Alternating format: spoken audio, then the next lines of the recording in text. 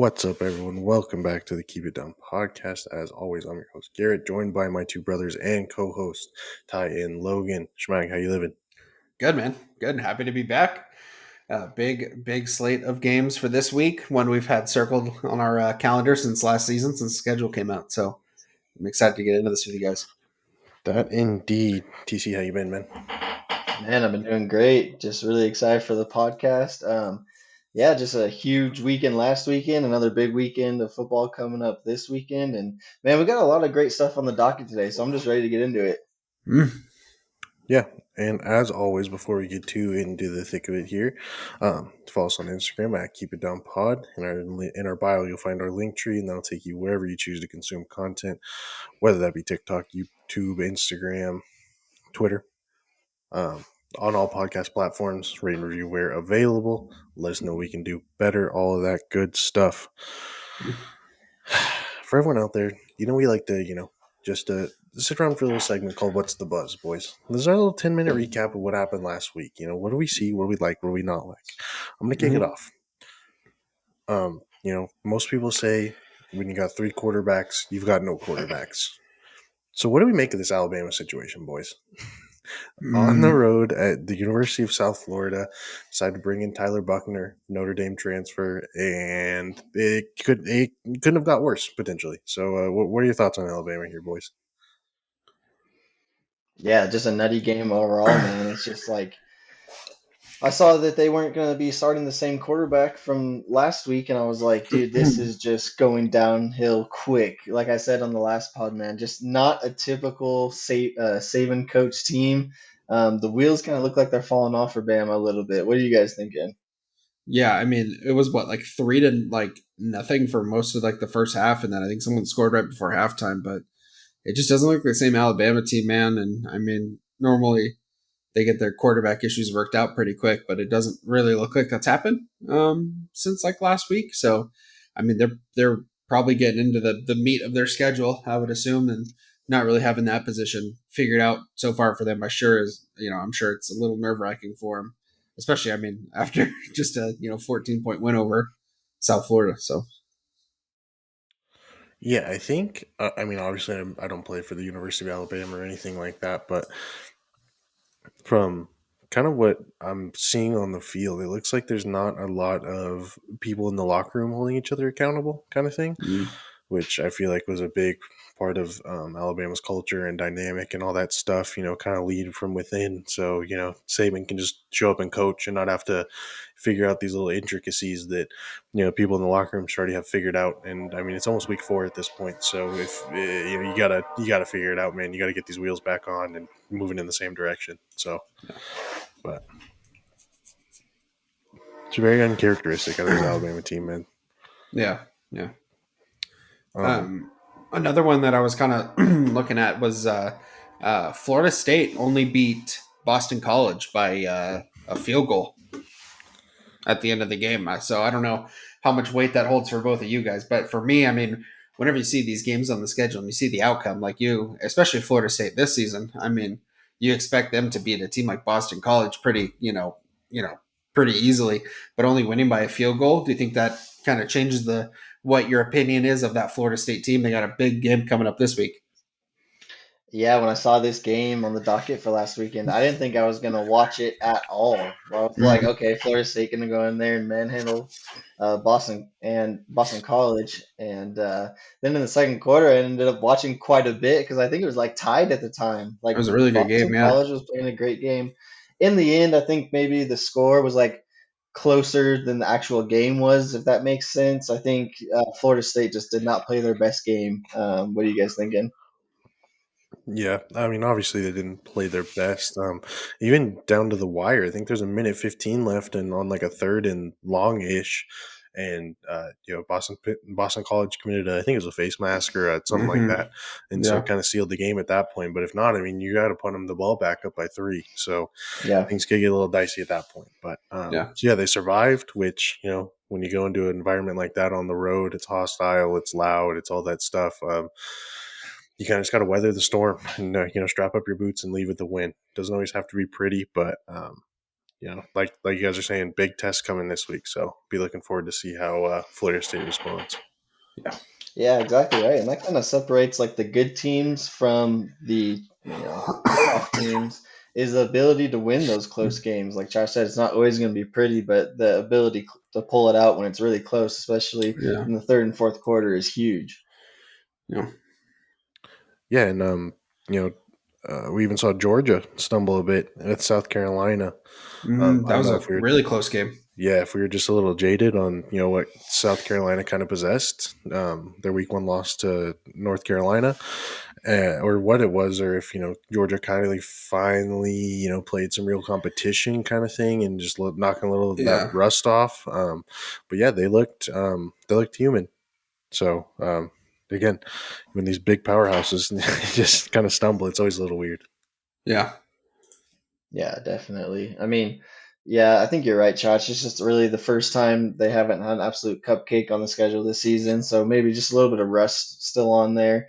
That's kind of the flip side to starting the season out a little bit slower. Is at some point you're going to have to step up the competition level, and maybe it could be drastically too. So I Mm. think it's just a little bit of rust. I got two more college games here, and then we'll talk about some NFL stuff real quick before we move on. Mm. What do we make of this whole Travis Hunter, Henry Blackburn late hit in the was it second or third quarter?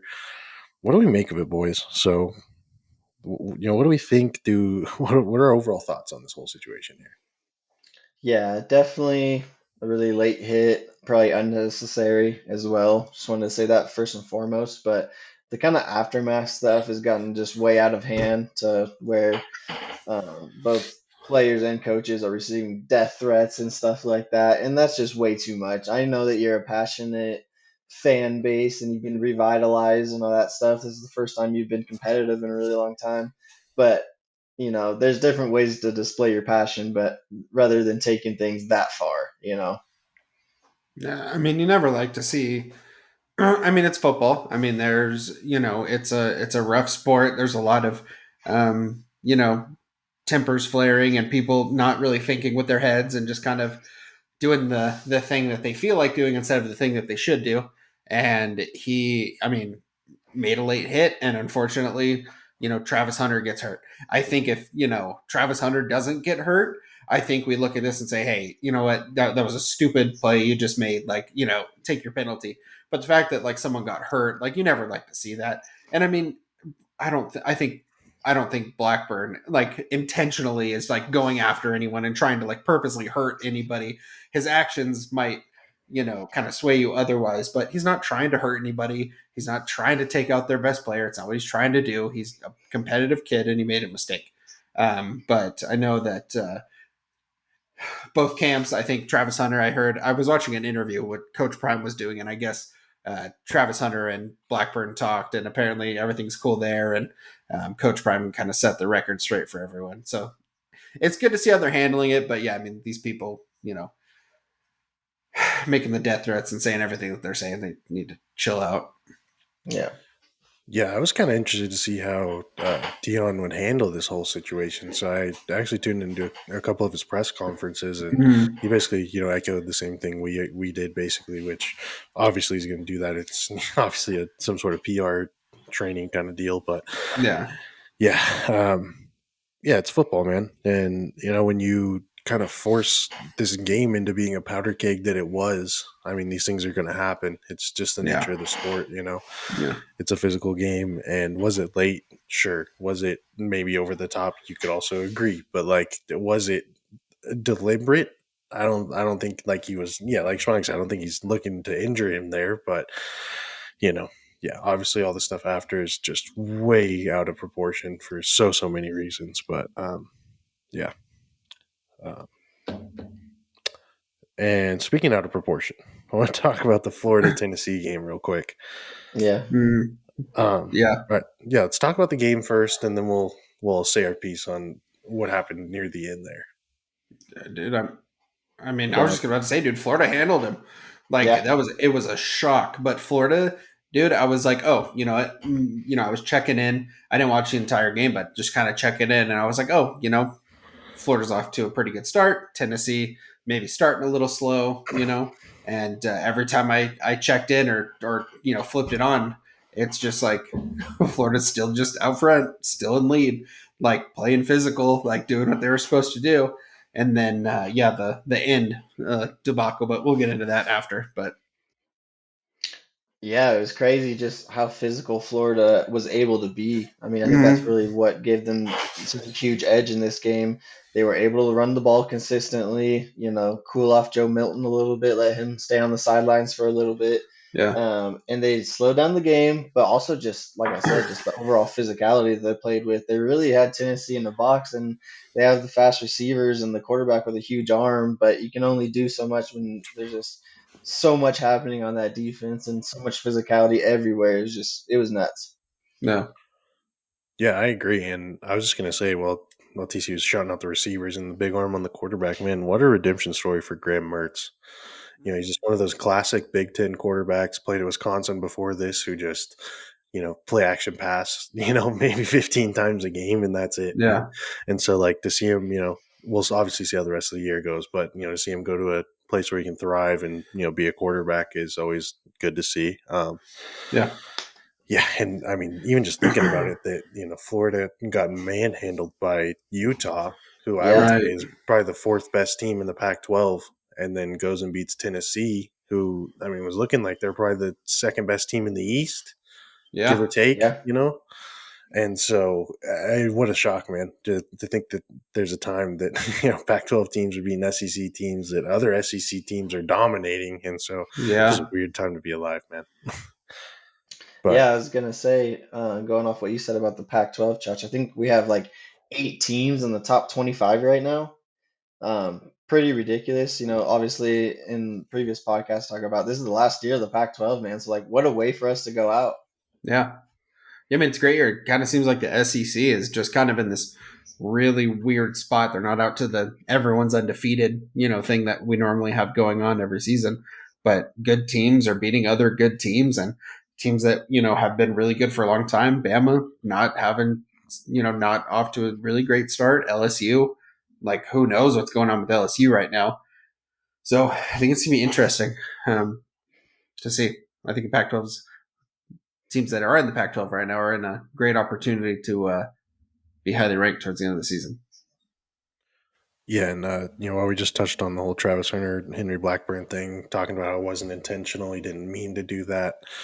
Well, we're gonna go ahead and flip the script here because Josh Heupel at Tennessee went ahead and called the Yeah. timeout with 6 seconds left in the game. There was an over 2 score deficit, and to no one's surprise, a fight broke out on the ensuing play. So, Yeah. just what a bush league move, man! Yeah. I mean, yeah, it's just ridiculous, man. The more I think about it, the more I just can't find a reason to do that and put your players in that situation and your university in that situation, and it's just bad looks all around, man. I was gonna say, man, and this wasn't like a timeout with 6 seconds to get the ball punted to you. This was like second or third down. Like no matter what, they're gonna be able to run out the clock. That's why it's just so ridiculous. And as Chach said, everyone expected a fight to break out when you do something like that, and of course it did. And it's just like, dude, you just can't be doing that. I mean, that's like what you do on Madden when someone that you don't respect beats you, like because of their play style or whatever. You just grief them at the end of the game, and that seems like what he was doing. And it was like just absolutely ridiculous. I get playing to the end and never giving up and all that stuff, but in that situation, just really uncalled for. Yeah. I mean, there's 8 seconds left. You're down by 13. Like, realistically, like, do you actually think that you have a shot there to. And it wasn't even. It's not even a punting down. It's not anything. Like, No, you're just. Yeah, it's just ugly, man. You hate to see it. And, like, like we were just talking about Mertz and, like, him taking a shot at the end of that game. Like, it's just not good. I just don't understand it. It doesn't make any sense. Like, I mean, when we were talking about it right after it happened, I was like, what do they expect is going to happen in that situation? Like, it's already a game. Tennessee blew it. They're looking at their college, football playoff hopes literally just dwindle from their fingers. Like, why would you do that? Why would you put any of your players in that position to where they could potentially even get like suspended or like not being able to play the next week because of something stupid that you're doing? It just doesn't make any sense. yeah. Yeah, I mean, it doesn't surprise me from a guy who said that the college football playoff should just be the top four teams in the SEC every year. So, but we rest our case Eh. on that. So, um, yeah, let me just touch on a couple quick, maybe Debbie Downers of the NFL Sunday. First, Mhm. I'd like to touch on the Chargers. What the hell is going on here, boys? Yeah. Yeah, if you look at the Chargers' offensive stats, they are just going absolutely bonkers. But the issue is they keep getting into these shootouts and just crazy games, wild at the end, and it's like that's what's gonna. We said it about Michigan and TCU last year in the college football playoff. Like if you let things get into that shootout mode, like anything can happen at the end of the game, and Yeah. that's what the Chargers keep have happen to them. Is just they end up on the wrong side of it, man. Yeah. Yeah. I mean, I don't know. I just don't know what the exactly. I can't pinpoint what it is because like you look at that roster. I mean, and you look at Justin Herbert, the rest of the offense, and you look at the defense. Like they shouldn't be having these kind of problems that they're currently having. It's weird to see, and I don't really understand what it's stemming from. I just can't really put my finger on it. Yeah, I mean, if we're talking about college football, like you can win games by just out offensing teams, but it's Mm-hmm. not going to happen many times in the NFL. It's a much more balanced game. It's much more methodical. It's all playing complementary defense for your offense, and so just getting into a shootout every week is just it's gonna lead to people playing more snaps, people getting more fatigued, more people getting hurt, all that kind of stuff, and then like it's not a formula to win. It's been proven time and time again. Yeah. So, but yeah, it's a shame, man. It's a shame for Jay Herb out Hey, I was gonna say, shout out to the boy Jay Herb though. He's really doing his thing. Yeah. there. Any surprises for the NFL week? It's pretty standard beyond the Chargers. Just what is absolutely going on. Yeah, I mean, let's pass that over to Schmog. Yeah, I think you guys are probably the big surprise for me this season. Oh I mean, baby, undefeated. Who would have Yeah. thought? Yeah. I mean, it was a wild game, dude. I mean, Denver. I mean, I don't want to take just too much of it talking about the commies, but yeah, I mean, Denver jumped out to a super like it was 21-3, and then we came back and put up a ton of points. So the offense is moving good, the defense is playing good. Also, got a little scary there towards the end. I mean, Denver hit a hail mary literally with seconds left in the game and was a 2 point conversion away from tying it up and going into overtime. But yeah, it was a great win, man. Yeah, just different, man. Just uncharacteristic to come back and then kind of hold that lead and be competitive. And Sam Howell, dude, every week I think I had him first. I had him at a 5, then a 6. I mean, dare I say he's an 8 now? whoa, I think I'm going up 2 points. that's He's crazy. doing a great job, man, and I think it's great. And Brian Robinson is just the man. I just through and through love that dude. So it's good, man. Things are looking up in Washington. Yeah, I mean, just a lot of positivity going on over there, Mm-hmm. especially with everything that happened in the recent years. Like, it's nice to see you guys back on a positive note, and it's kind of fun to be like the young bucks that are up and coming. You know what I mean? There's so Yeah, much hope for the future. yeah, Um, yeah, Chach. I mean, it was a great Monday night for us. You guys yeah, improved to yeah. 2-0 as well. Hmm. Haven't scored many points, but it looked great.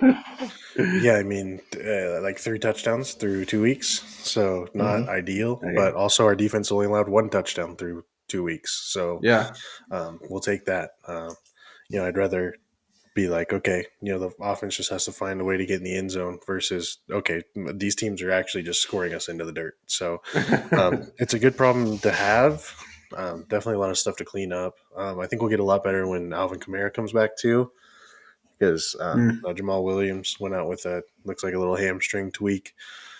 So we're really hurting at the running back position. So when Alvin Kamara same. comes back, that'll be good news.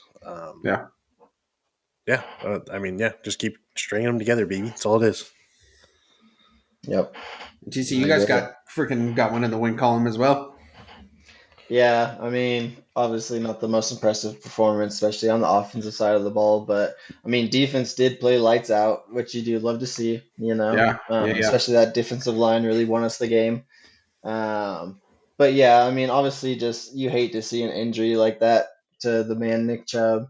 yeah. Yeah. obviously Cleveland's biggest weapon, and without him in the game, they were really crippled for the rest of the game. So that's why I kind of say not the most impressive win.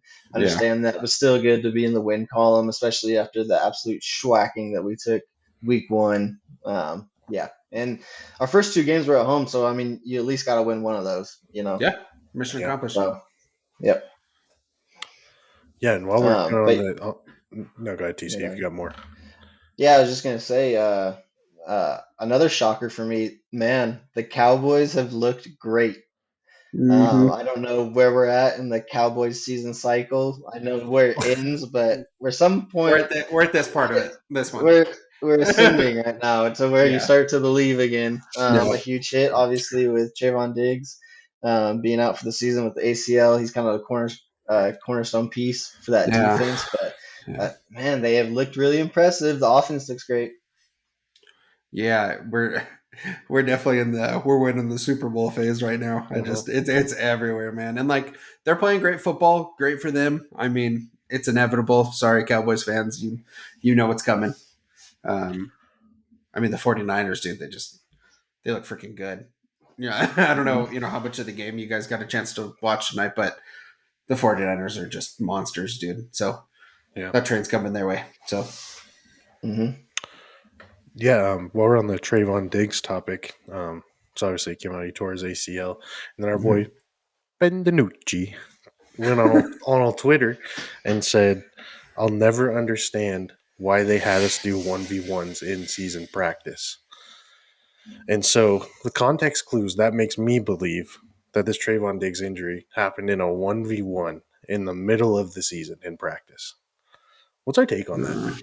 Do we feel like what's kind of our read on that whole situation? Obviously, this is hypothetical, but Yeah, I thought it was kind of a strange thing to say. I mean, I personally don't think one-on-ones are like that strange of um, a drill to go through like mid-season.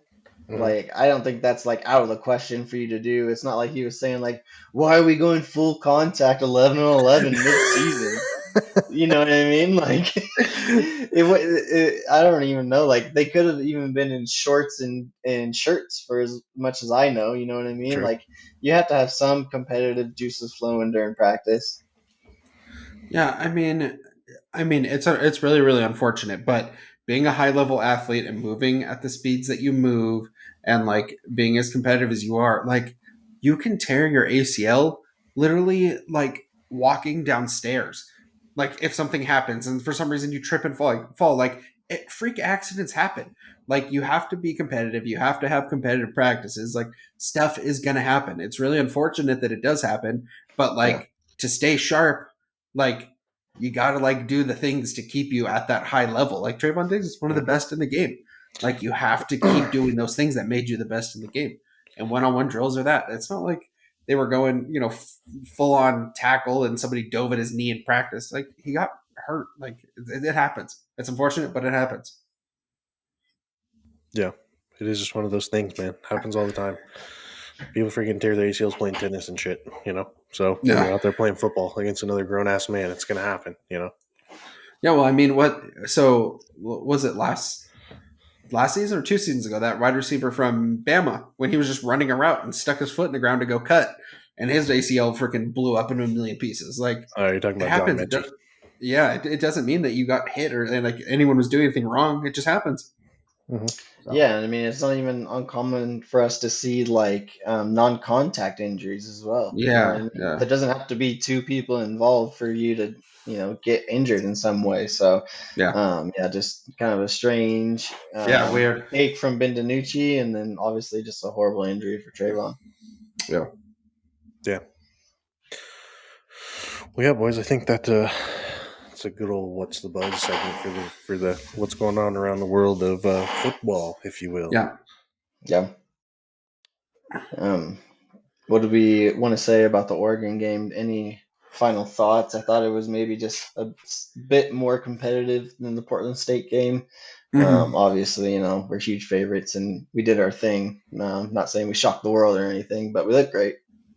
Yeah, I mean, I think my one kind of takeaway is that I mean Hawaii's quarterback going to that game was leading the nation in passing yards, and we held Hawaii to 147. 147 and 10 points. So, I mean, if anything, I mean, our secondary is kind of the thing we're kind of scratching our head at a little bit. And, I mean, I know it's Hawaii. Just because he leads the nation doesn't mean that he has elite receivers he's throwing to. But, I mean, to shut him down, like, that's a win in my book. Definitely. Yeah, definitely not as sloppy of a game that we had against Texas Tech. Cleaned up a lot of that stuff. So, it's a good game. I think it's a good game to have right before a huge game coming up this weekend. Yeah, I mean, penalties are the only kind of glaring thing that I saw. Mm-hmm. I think we had 8 again, which is not good at all. You really like to be, for sure below that 5 mark. Yeah. Absolutely. So, but yeah, they look sharp. I think, for a tune-up game, I think that's the best tune-up game that you could have, against an elite passing attack like that, especially with how the Pac-12 is shaping up with, Washington State, Washington, USC. I mean, just teams Mm-hmm. just want to throw the ball all over the place. So Colorado as well. So, I think it's a good tune-up. They look sharp. Defense played well. Both look good as usual. Um, yeah, excited to get into next week. Yeah. Before we get too deep into the weeds with the Colorado talk, here on the Keep It Down podcast, we like to do a 5-star rating system for last week's uniforms. And I gotta say, boys, I thought I was gonna hate them when I saw the pictures. I was like, I didn't like it at all, but I don't think that we looked as bad as I thought we were going to. We actually looked pretty dang good. We always do. But I'm still going 2 stars on this one, boys. Yeah, I'm gonna agree with you. They're good uniforms to wear in a game like this, like a nice little tune up game. Nothing too crazy, but still snazzy. Yeah, I'm gonna give it a 1.5 personally. Whoa, Yeah. whoa, Um, whoa, whoa, whoa. I like, I'd love Camden Lewis to death. Great kicker for Oregon, but I mean, there's just no way we're rolling him out there with no drip for the uniform shoot. Like there's just no way. That's what we He got. stayed true to himself though. Yeah, he did. He went 10 toes down out there, and I respect it. But Yeah. he's gonna earn the lowest score on the Keep It Down podcast from me. For sure. So no disrespect. But yeah, guys, kind of looking forward. Two trains are gonna collide this weekend, man. You have the absolute hype machine monster train that is Colorado right now. I mean, did you guys see that Lil Wayne's like on the sidelines during the game? Yeah. The Rock is rocking a Shadur Sanders jersey during college game day. Like, dude, this is just getting nuts at this point. We know what Oregon is. We're gonna find out what Colorado is. Yeah, it's gonna be a great weekend. Yeah. Trying to be respectful of what Colorado has done up to this point. I just don't. I mean, maybe this is just completely biased, and maybe I just need to stop. But I just don't know what Colorado is about to get themselves into. I understand that they're 3-0. They've played really good football up until this point. I just think Oregon is on a level that they haven't seen yet, as far as like what we bring to the table. And so, um, we, I mean, we should run it up on them pretty good. Hopefully. Yeah, I think the real thing Colorado's going to struggle with is just how multiple Oregon is. Like, I mean, we could really go out there and do whatever we want to them. If we want to, circa 2011 Stanford them, we can do that. If we want to go 5 wide and air raid on them, we can do that as well. If there's anything in between. So, um, I think they're going to have a lot of struggles on the defensive and offensive line. And, from what they showed in the Colorado State game, I mean, if you run a dagger concept or a shallow cross concept, I mean, everyone just loses their man. So, and I mean, with athletes, Oregon has a wide out. I think it's going to be a long day if they don't have those mistakes polished out by the time Saturday comes. Yeah, definitely. And we talked about it on a previous pod, but I mean, we know that Colorado has playmakers, like that's been established. So we are going to have to deal with them. I understand that, but I think where we have the real advantage is just in the trenches. Yeah. I think if, we can get the run game going, obviously that's huge. But yeah, just real advantage, especially on that defensive line. Colorado has not been able to run the ball very effectively yet this season, and so I think that's really where we can test them at is in the trenches. Yeah, I mean, I think our pass rush is great. Our offensive line has been playing great. I was listening to a video earlier today.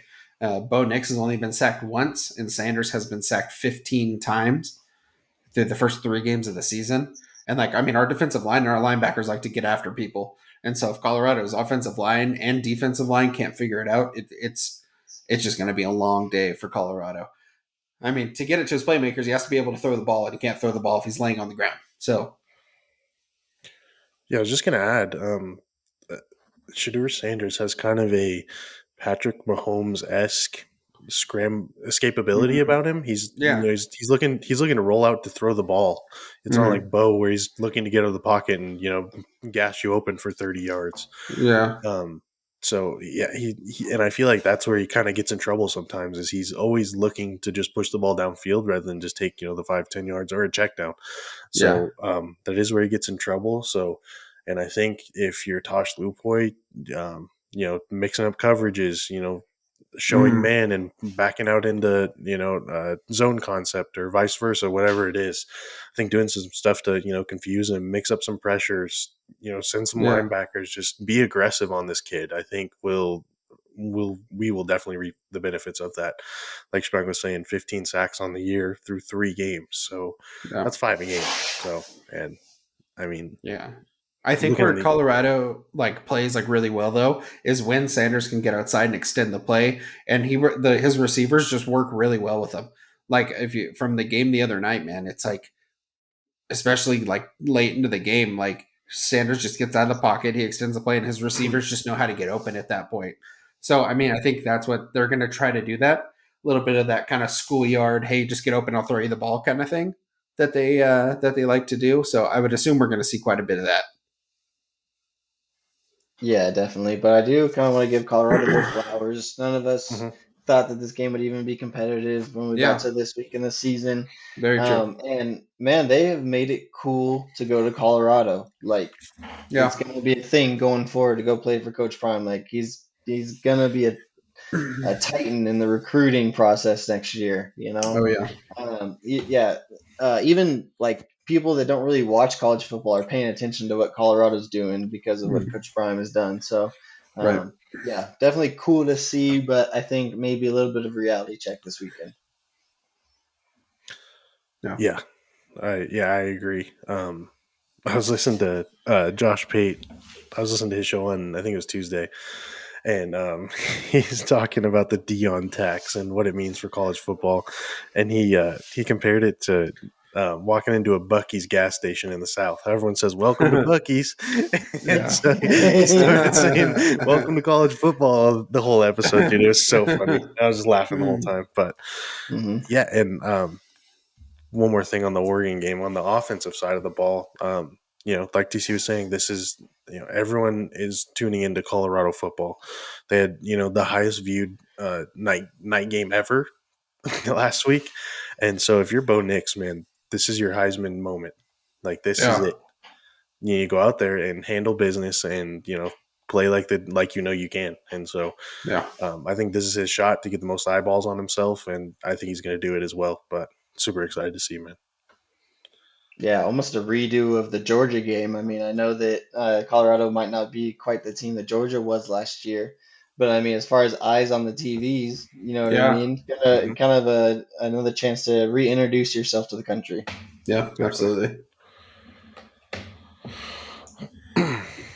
Boys, while we're at it, the weekly segment, everyone loves. It's near and dear to everyone's heart.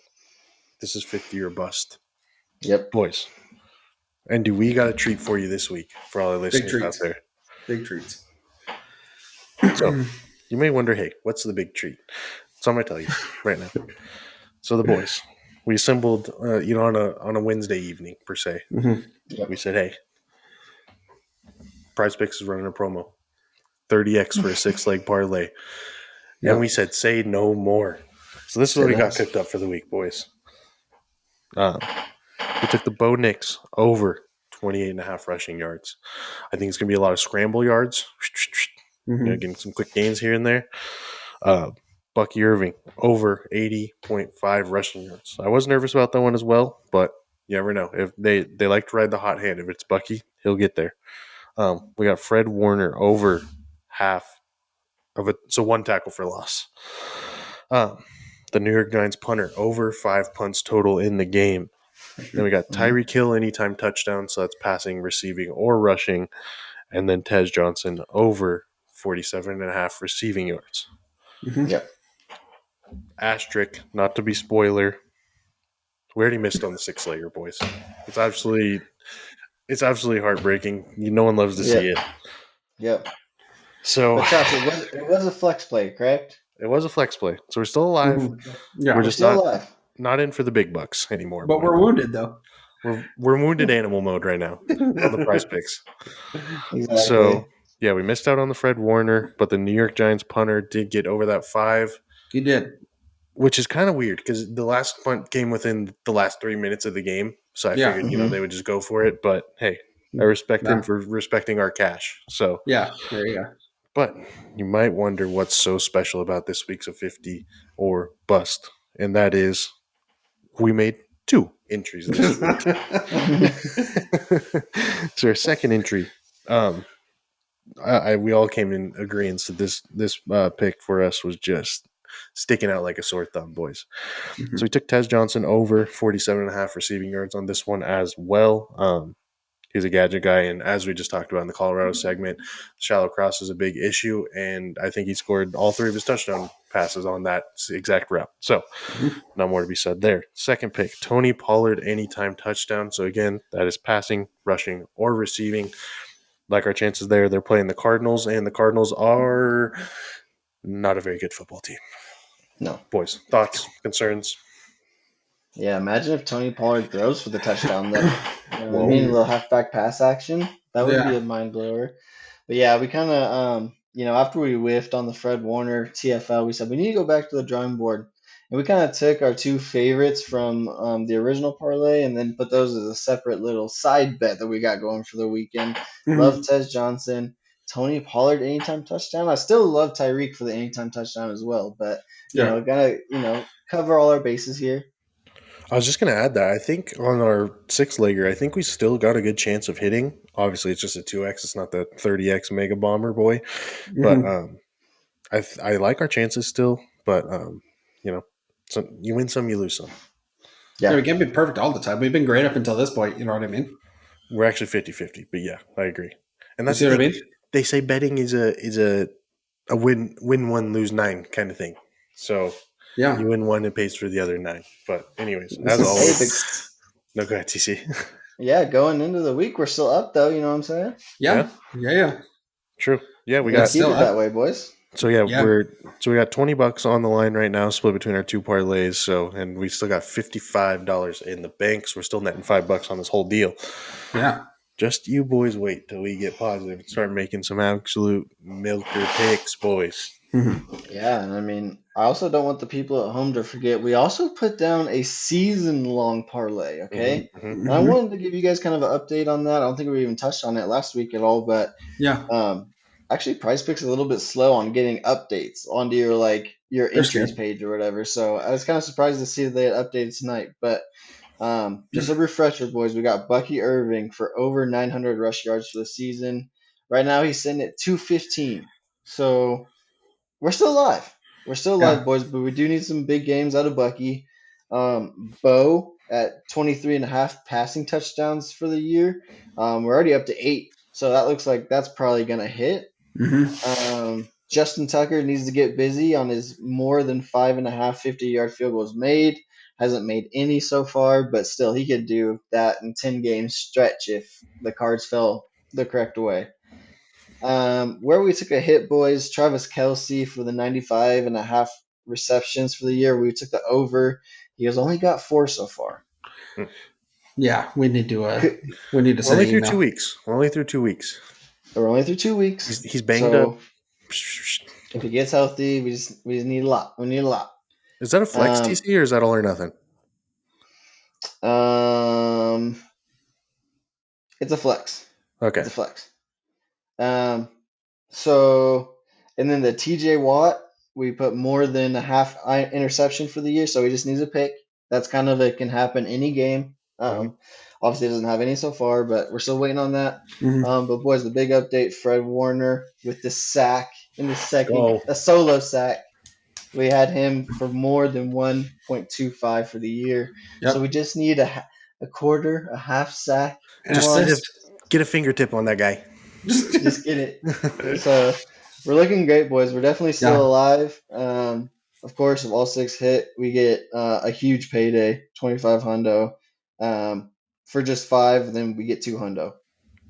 Hey, double the money, baby. Double our money. There it is. We're off to a great start, boys. An unbelievable start. All of our guys are still happy and healthy. And I mean, Yeah, we got a shot. yeah, We got that's a half the shot. battle right there. Is healthy. Yep. Yeah, exactly.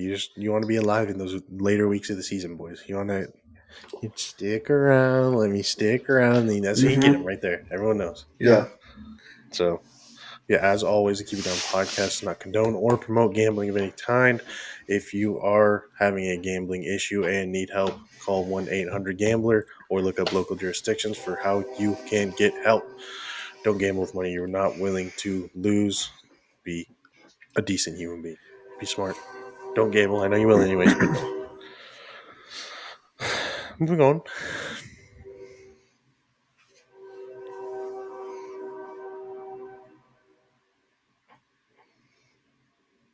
Let's get into it. Into what? I What are you mean, you know proposing? all well what. Okay, go ahead. Week 4 pick'ems. Oh gosh, I called the shot already. All right. Week 4 pick'ems. I want to get into this because I'm checking out the slate of games, and we got a good week, yeah, guys. yeah.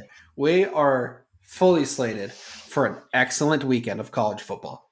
Okay, this is arguably our best week yet as far as like the number of good games that we have, which Definitely. means that I mean our scores are all pretty close on our season records. That's all going to change this weekend. Does anyone know where game day is at this week? They're going to be in South Bend, Indiana. Yeah, Okay, for that's what Ohio State. Yeah, that's what I was thinking. Okay, I was making sure they were going to be at the Oregon game. yeah. It's, I mean, yeah, they're going to be eyeing that Oregon Washington game as long as they're both still undefeated. Because It's I'm gonna betting be they'll, them or the SC game. yeah, true. I bet they'll go to Seattle to go to Washington, and then maybe we Mhm. might see them for USC. But I mean, those are Yeah. probably the Mhm. two. So, anyways, Okay. Anyway. yeah, yeah. On Schmuck's point, the highest point spread this week is 7, boys. Yeah. 7 Close. and under for all 5 games. So, we shall waste no time. Starting off for Florida State, going to Death Valley to play Clemson. Whoa, baby. I mean, here's the thing. If you'd have told me this game a month ago, this is an instant classic, game day, hopeful. Clemson goes out, lays an egg against Duke. Not ideal. But that being said, you still got to go to Clemson and play them. So, I'll open the floor to you boys. What are we thinking? Yeah, you heard it here first, but I'm putting Florida State on upset watch, boys. Whoa. I'm doing Mhm. it. I don't know why. Something in me is telling me. I mean, you got to go to Death Valley, which is not a place that you've had a lot of success in, the last, 8 years. Um, Clemson's really run that ACC, and I know they did not look great against Duke, and everyone thinks that they're in shambles, and I get that. But there's just I can't not believe in them right now. I mean, I'm putting Florida State on upset watch, boys. Yeah. I mean, I'm gonna go Clemson. I just think Clemson Uh playing at home. Hey, after an absolute thwomping of FAU last week, mind you, oh. we have all the confidence in the world going into this game right now. Go Atlantic So Owls, baby. yeah, I mean, you know how tough they were Hmm. at that one point in history. Yeah, I got Clemson. Yeah. Here's the worry about Florida State is what happens when they don't have the big play, which is kind of what Boston College did to them. And I feel Yeah. like they could get into similar situations against Clemson. Mm-hmm. With that being said, I'm still going to take Florida State here. You just It hate pains me. Clemson so much. I don't understand. I'm sorry. I mean, with what we saw in Clemson versus Duke, I think this Sure. is probably obviously one of the biggest hurdles for Florida State. So, I mean, as a fan of not Florida State, you would love to see them stumble here, but I don't think they will. So, Yeah. moving on. 15 Ole Miss heading to Tuscaloosa. Play 13 Alabama. This is the biggest spread of the afternoon, boys. Bama's a 7-point favorite. I'll tell you right off the rip, Alabama is on upset alert until further notice. I'm taking Ole Miss here all day. How did those words just come out of your mouth? How did that taste? Like just saying those words. How is that where we are at in this You season? know, Mm-hmm. it feels bad, but unfortunately, Yeah. business. You know, Yeah, it's just it feels like it might be one of those situations where Saban makes you eat your words, and they still go 10-2, and they're still in the SEC championship game. Feels like maybe one of the starts of one of those kind of stories. But man, I really like what Ole Miss has going on. They throw the ball around. They're just a scary team to play. They're kind of wild. You never know what's going to happen. But I really like what they got going on. I actually want to go Ole Miss as well, but I'm kind of nervous about it. Who did Ole Miss play last week? um, They won, 2 obviously. seconds. I'm trying to find it right now and I I thought it was can't. on the pickems, but it's not. Yeah, I thought. Oh, that was 2 weeks ago, I think. Did they have a bye last week? No, they. Oh yeah, they played Tulane 2 weeks ago. TC's right. I don't know who they Mhm. played last week. Moment. Schmug's pick hinges on their last week's opponent. Oh, that's crazy. Oh, We're they talking played about Georgia Tech. Yeah. Okay. Yeah. we're talking about the Tennessee TCU Merchant Schmag. Yeah. Ole Miss. Going Ole Miss. Going Ole Ray's Miss. gonna miss. I can't. Alabama is an absolute liability to pick right now, and that's the thing. Alabama's at home, and I still think they're a liability. That's the thing. I think they've just been so good that like no one, Nope. yeah, the words. Anyways, no one, accepts Bryant Denny for like some ruckus environment because they're just so good. They didn't even need that, so no one really knows Yeah. how it is in there. So maybe fans of the SEC will beg to differ, but yeah, man, I just Saban already lost to one assistant this year, so let's make it the two here, boys. Huh? Moving on. Yep. 6, Ohio State traveling to South Bend, Indiana, as we already mentioned, college game day destination. Um, Vegas is laying 3 on Ohio State here. Mhm. You know what? I'm taking Notre Dame. Oh my gosh. Oh, What do you God. think? Sam Hartman playing lights out. Kyle McCord has not been playing lights out. I'm taking Notre Dame. I hate to do it, but I'm taking them. Yeah, I mean, just to keep them out of the college football playoff, I have to go Ohio State.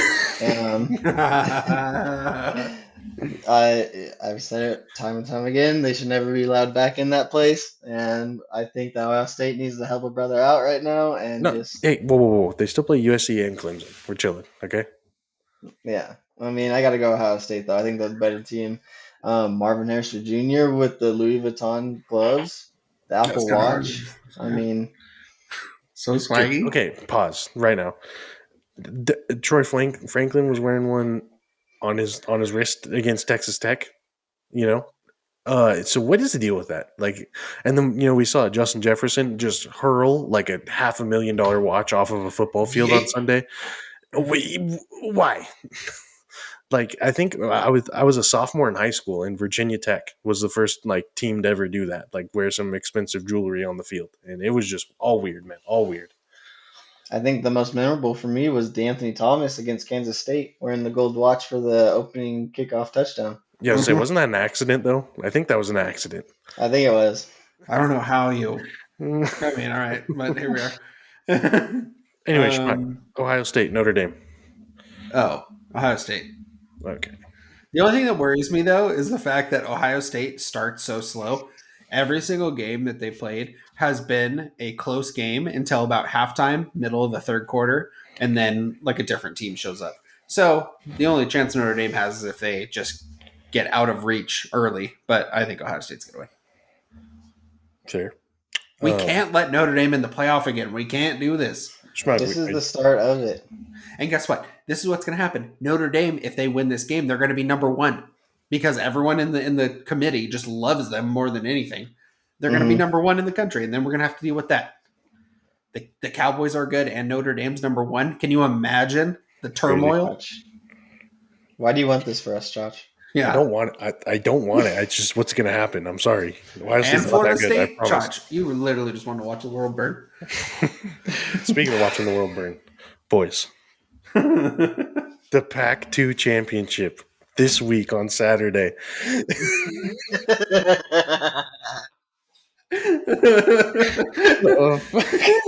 Yeah, straight up. Okay. Oh no! Before I say anything else, this Washington State team, I think, not to use an analyst cringe word, I think they're sneaky good. Okay. No, wait, pause. Wait till you hear this stat. Okay. They laid 65 on that Colorado State team. Wow.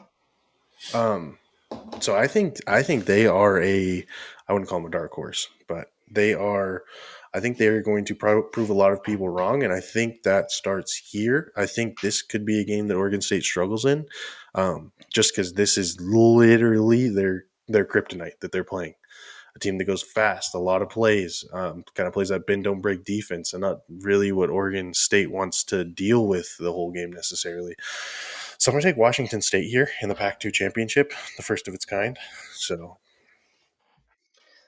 Yeah, I mean, it's funny to use the word dark horse, Josh, because that's how I would describe this Oregon State team. They're really, I think I said it coming into the year, they're my dark horse in the Pac-12, man. And this feels like the same Washington State team that's there every single year. Like, definitely not a team to be taken lightly, but also it's like, you know that they're kind of good, but they're not going to compete for the Pac-12 championship. I don't know. I think Oregon State might be a little bit more serious. I'm going with Oregon State. I think Oregon State is definitely the tougher team. I think they're the more physical team. So I really just hope that they don't fall into the trap of, hey, let's try to get into a shootout with the most shootiest, outiest team, probably Wow. in the Pac-12. Yeah. So I mean, I don't know. I got Washington State at home, man. Ooh, All right. I think Oregon State falls into the trap. That's actually crazy. Yeah, no. And I hate Washington State, so that tells you something. Yeah, I don't know about Oregon State, man. They played San Jose State, San Diego State, and some other nobody school. So I wonder if this could be shaking the rust off, kind of like we saw with Georgia last week. But obviously, Sure. Oregon State is not Georgia, so I think that is why they will stumble. Personally, moving on. 22 UCLA traveling to Rice Eccles to play the number 11 ranked Utah Utes, baby. The class. Yeah, so we're in Utah, right, Josh? That'd be correct. Yeah.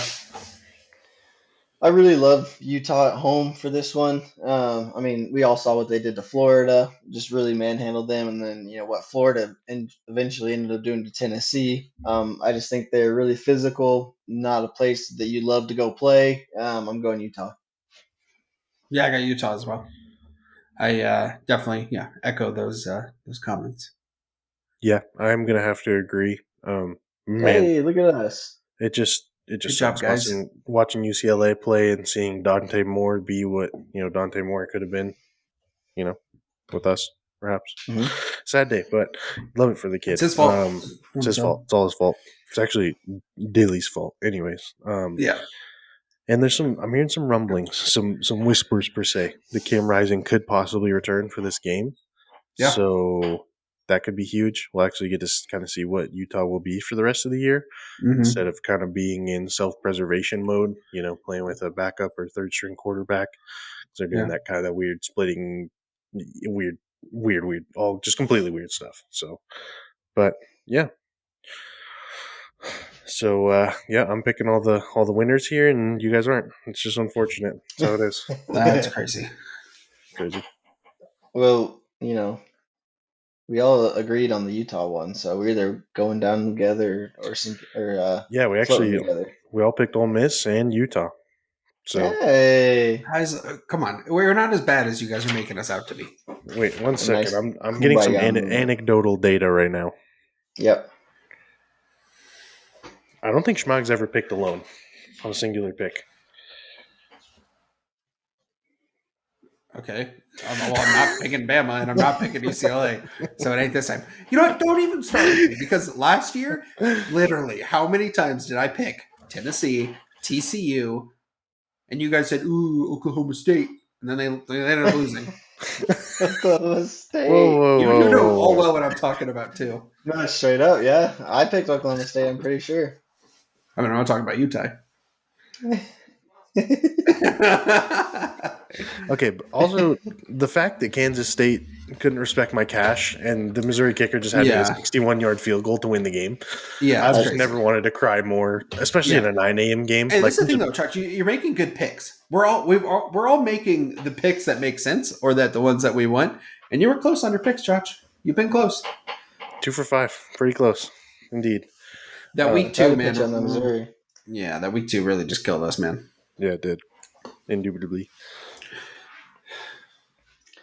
Yeah, I guess while we're kind of talking about college football, boys, I do have like a couple of questions to ask you, and it has to do with storming the field. When's the right time to do it? When's the wrong time to do it? Okay, so let me ask you this.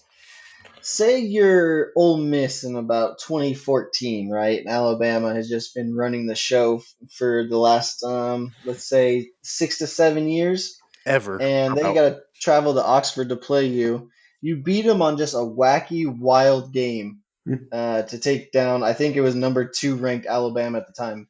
Is that an appropriate time to storm the field? Yes. yes. Yeah, I would agree. Say you're Syracuse and Clemson travels up there again, has run the Mm-hmm. ACC for the last 7 years, ranked number two at the time. Um, you beat them at Syracuse, okay, your home stadium. Is that an appropriate time to storm the field? Yes. Yes. Okay, now you're Colorado, and you're finally relevant for the last time, for the first time in the last 11 years. Okay, you are a 27-point favorite to win the game against Colorado State. I don't even know what conference they play in. Like anyone know? Just let you can tell me right now. But you beat Colorado State in overtime, nonetheless. Is that at home? Is that an appropriate time to storm the field? Ooh, ooh, ooh. Pick me. Shrug. Shrug. Yeah. No. Beat. I would agree. Just not the time, man. Like, how ridiculous is it I for don't. them to be storming the field like that? I've been mauling over this since I saw it happen. Okay, and I thought here I am thinking backtrack. Appalachian State takes North Carolina, who's also at home, to the absolute brink. And North Carolina acting like they had literally just won the national championship after that game, after they Yeah. got taken to the brink by an FCS team.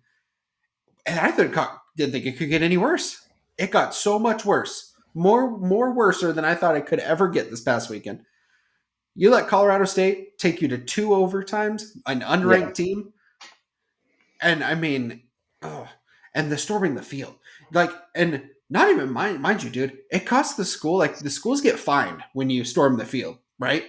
Yeah. Two Yeah. hundred and $50,000 for beating an unranked team in double overtime. What are we thinking? I had 2 words to say on this. We coming. You talk about the fans on the field. Every time, baby. Come So here's the thing. There's kind of an asterisk for me because, like, if that was your first win of the season, and you won one game last year, you're lit. It's overtime. Great, do it. Absolutely love it. But I mean, for the third week in a row is crazy, or maybe not week one. They're on the road, but you beat Nebraska. You get taken to the brink by a team that you were favored by almost 4 touchdowns. Maybe not the time. But then also on the flip side, if you're a USC fan in the fucking replies of said tweet that from all these different sports analysts say, "Ooh, when Reggie Bush did this in fucking 1937, we didn't storm the field." It's like, first of all, you weren't Yeah. alive. Second of all, just go back to irrelevancy like you have been for the last 19 years. Third of all, ratio. Like, what are you gonna do with that? Ratio. Oh No, gosh, exactly, man. nothing drives Yeah, me it more was just crazy, man. it was just nuts to see, man. I mean, like I said, a couple of good examples I gave you guys. But also, like, Tennessee beating Alabama last year. I get it. Yeah. I get it. I really do. You Mhm. take the goalpost, just absolutely iconic. But Throw this it in was the just river. not a similar moment at all. Like, not the same at all. No, dude. I'm just watching the end of that game, and I'm like, there's no way these idiots are running onto the field right now after this. And I mean, mind you, dude, like the whole week leading up to this game, like it's going back and forth. Tensions are high. Obviously, in the game, a whole bunch happens. Then you win the game, and like we're just letting people onto the field. Now that Colorado State is on there, like we had like a bunch of personal foul penalties. A dude got ejected on Colorado State in the very last few minutes of the game. Like we're just sending the like, yo, go ahead, guys, go ahead, make it happen. It's just it's stupid. Like, what do you think's Yeah, gonna happen? Yeah, yeah. Yeah, I mean the storm field, the storming of the field per se has a barometer for me. Mhm. Like, if you're a tier 3 college football program and you beat a tier 1 college football program, you're automatically granted access. every time. You know, Mhm. but if we're talking a tier 1 versus a tier 1 college football program, and you guys are neck and neck every year, like, there's no justification. If you're Mhm. Yeah. if you're the tier 1 team and you beat the tier 3 team, there's no justification. And so I think you just kind of got to do the song and dance and feel it out when it's right. And quick buzz answer: every week is not the right time. So Yeah, Yeah. that's true. crazy. Imagine. Yeah. I mean, it just dilutes the storming of the field. Yeah, It dilutes the meaning and it dilutes the feeling like it invokes. It just not a good look all around. yeah. I just feel like, hey, NCAA, hit me up because listen, I think we just need to employ someone to sit like in. It goes to all the games, right? All the big games, and then you just look, and he either gives you the thumbs up to storm the field, or the thumbs down, or like, hey, kind of Oh, depending on how yee, this goes, yee. and you wear like a cool shirt or something, like you're the storm the field like judge. You know what I mean? Part of the ref Yeah. crew, and I would be great at that job. So NCAA, hit me up if you're interested. Um, but every week is not the time. So Yeah, Yeah, it'd be like that movie Dodgeball when they just look at the judges and they give a thumbs up or a thumbs down. exactly. Just like that. yeah, we can even get Chuck Norris to do it. It'd be great. I can't believe we stormed the field after being an unranked team. That was wild.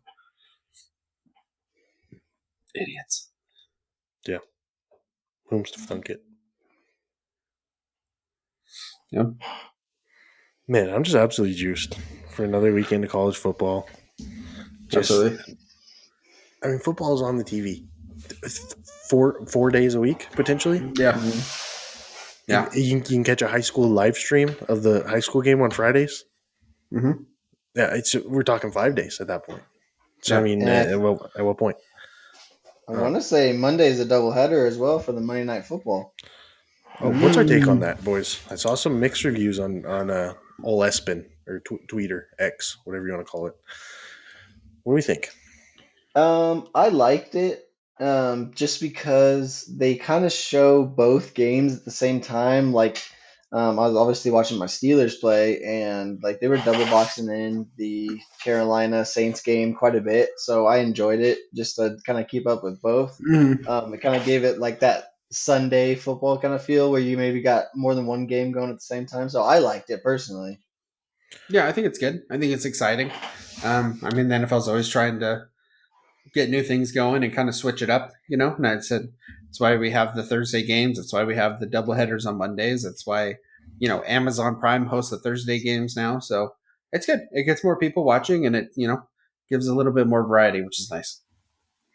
Yeah, and I mean, you'd love to see the 1 hour delay too between the two games. So Mm-hmm. obviously, I was watching the first game mainly. My Mm-hmm. game goes to halftime, instantly flip over to the other game, and Yep. fill Yeah. that gap. You don't have to listen to Seamless. respectfully some fucking idiot talk about football for 25 minutes. Yeah. Respect It's to all true. those guys though, but I respect it. Yeah. Also, just so weird. They've got Fowler on a Monday night call, and obviously Kirk and John Berman are Mm-hmm. on the Thursday night Thursday. call. Hmm. And so, man, I mean, they're kind of just double dipping across multiple sports here because obviously Kirk and uh, is his first name Ken Fowler? I don't know his first name, anyways. They always, I want to say Ken. call. Yeah, I want to say it's Ken, but they always call the premiere usually 4:30 slot on ABC. Mm-hmm. Usually an SEC Yeah. game, unbiasedly, of course. But it's just kind of Mm-hmm. weird to see, man, that they're kind of starting to kind of dip over from sports. We saw a lot of ESPN layoffs in the summer and spring, unfortunately. So Yeah. it might be here to stay, kind of where it just becomes one kind of unit of people going back and forth. Yeah. It kind of seems what it's So looking like they're trying to go towards. yeah, Yeah, Herb Street obviously is great. I love Fowler though. I mean, Yeah. this the play-by-play that he gives is just exceptional. yeah.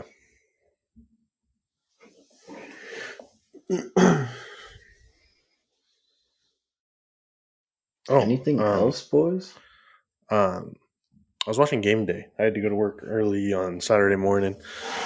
I was listening to Game Day, man, and Lee Corso's 400th headgear pick, man, Nuts. just Wow. absolutely ridiculous, man. He was getting all emotional, it was making me a little emotional, and it's just crazy. Like, they're showing clips of him and, old Herbie back in the day, just looking like an absolute unit, and like just what he means to college football, like for the world, and like me personally, I'm sure you guys feel the same sentiment, but it's just crazy, man. Mm-hmm. Does anyone Yeah. have what is his record? I'm sure they talked about it. I didn't see. Offhand, I wouldn't know.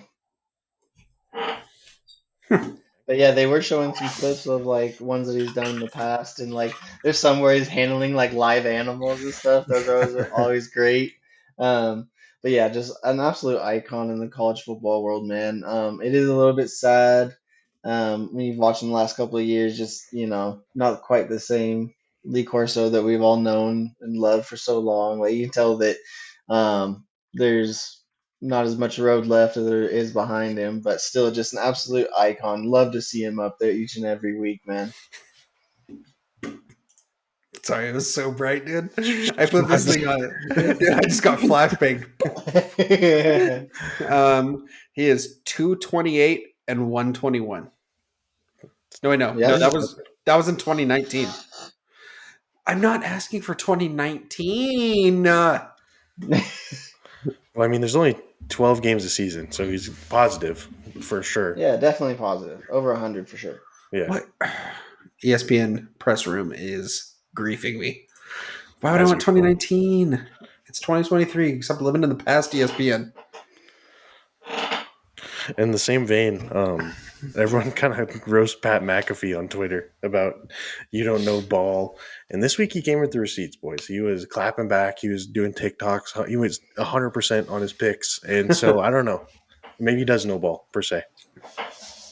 Yeah, I actually watched a clip of his when he was breaking down the blocked field goal. Did you guys see that? Where the player started like 15 yards off to the side of the ball. I think it Do you was know New who? England. Do you know who that was? Brendan Schooler, Who is baby. it? Who is it? Chacho, what's his last name? Brendan Schooler?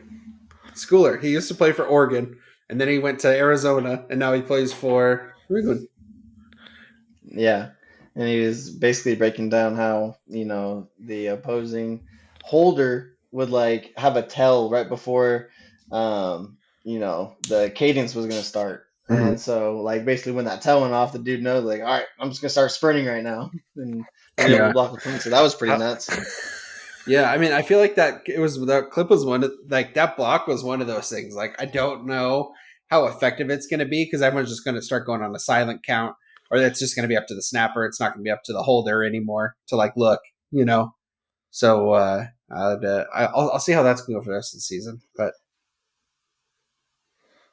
yeah, they in one of Dan Lanning's pressers this week, they asked him about it if he would employ such a strategy, and they're like, "What do you think of old Brendan Schooler's blocked kick?" And he said, "It was good," and that's all he said. Good. God, it's so fucking funny, man. he's so locked in for this weekend, dude. God, he's so juiced. Um, Also, while we're talking about storming the field and it being unnecessary, can we also stop with the it's personal shit? Mm.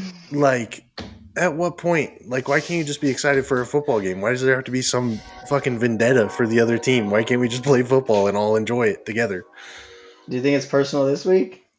I think it's No, personal. everyone's just recirculating that clip of Dan Lanning say that Colorado's been irrelevant for the last God knows how long, which they It's have, true. by the way. And Yeah.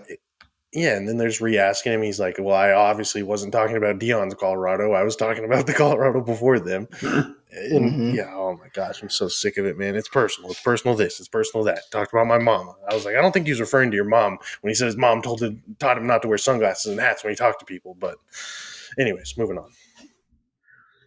They just need the. Hey, it makes for good TV. You should know. Yeah, I should know. Yeah, I saw a post and it was like, this just in, Dion's pissed off that Bo Nix puts his left shoe on before his right, and it's not personal. That Bo Nix has all of his toes and Dion doesn't.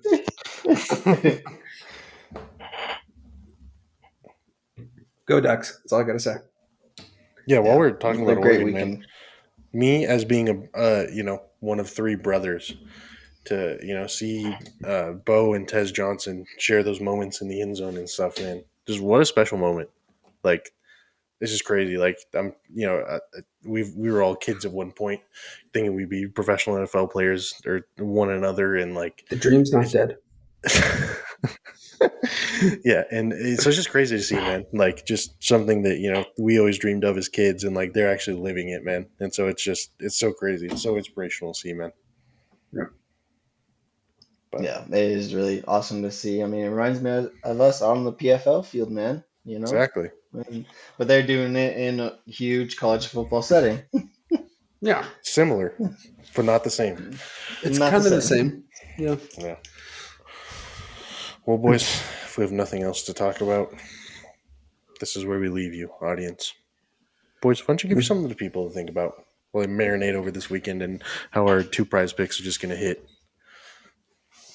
Yeah, I mean, we're definitely looking forward to winning some money, but also just a huge weekend of college football, NFL football coming your way. So, always be safe, be responsible out there, just because it's going to be a great weekend doesn't mean you got to do anything stupid, use some reason. But yeah, just really exciting stuff coming our way. And thanks for sticking with us, guys. Yeah, absolutely. Thank you so much, everyone, for hanging out. Yeah, absolutely. I think we're gonna. I think we need to have a another Instagram Q&A inbound here pretty soon. I think we need some feedback from the people. So Hmm. be on the lookout for on the socials for all that kind of fun stuff. And guys, the boys are in the lab cooking. Okay, we're looking for some new kind of content we can put out, or some new fun kind of video ideas or something. So if you have any suggestions at all, hit us up. Exactly. All wonderfully said. Yeah, be sure to check us out on all socials. As always, be good people. Don't be a bozo. And subscribe to the Keep It Down podcast, baby. Take care.